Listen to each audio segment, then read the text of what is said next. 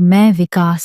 मैंने कुछ दिनों पहले आपको अपने जीवन की एक 25 साल पुरानी घटना सुनाई थी कि किस तरह से अपनी नौकरी के दौरान आज से 25 साल पहले एक घने जंगल में मेरा और मेरे दोस्तों का पिशाचिनी से सामना हुआ था। मैं और मेरे 3 दोस्त विक्रांत, अरविंद और गिरीश, हम चारों फॉरेस्ट रेंजर थे और जंगल की चेकिंग के दौरान एक पिशाचिनी के चंगुल में फंस गए थे। बहुत मुश्किल से जिंदा उस जंगल से बाहर आए थे हम। 25 साल बीत चुके हैं उस घटना को, लेकिन अभी भी बहुत सी बातें मेरे दिलो दिमाग पर हावी हैं जो मैं आज आप लोगों को बताना चाहता हूँ। आपने यहाँ तक जाना कि हम उस पिशाचिनी के चंगुल से बचकर निकल चुके थे, लेकिन उसके आगे भी बहुत कुछ हुआ था जो आप नहीं जानते। तो चलिए आपको बताता हूँ क्या हुआ था हमारे साथ। मैं अस्पताल में धीरे धीरे ठीक हो रहा था। मेरे जख्म भर रहे थे। मेरे दोस्त मुझे अस्पताल में देखने आते थे, लेकिन सबके मन में एक डर बैठ चुका था, एक खौफ बैठ चुका था।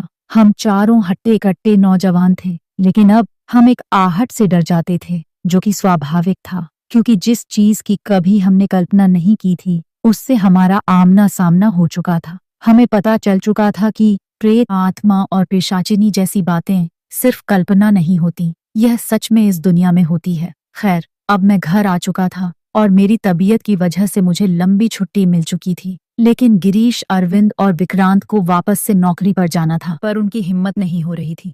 हम सब ने अपने घर वालों को अपने साथ हुई घटना के बारे में बता दिया था और हमारे घर वालों को हमारी बातों पर यकीन भी था।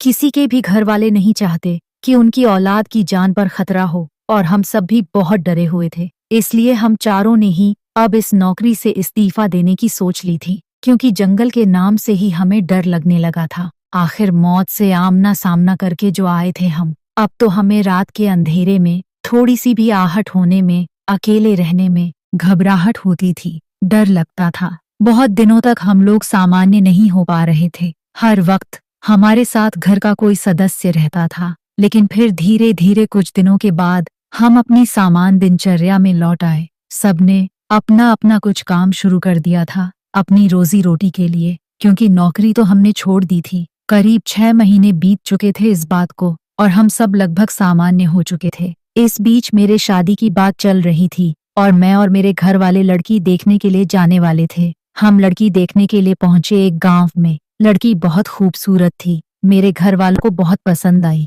मुझे भी बहुत पसंद थी। हमारी शादी फाइनल हो गई और 1 महीने बाद शादी की डेट निकली। हमने लड़की के घर पर एक दूसरे को अंगूठी पहनाकर एक छोटी सी रस्म भी पूरी कर दी। 1 महीने बाद मैं बारात लेकर अपनी दुल्हन रज्जो को ब्याह कर ले आता।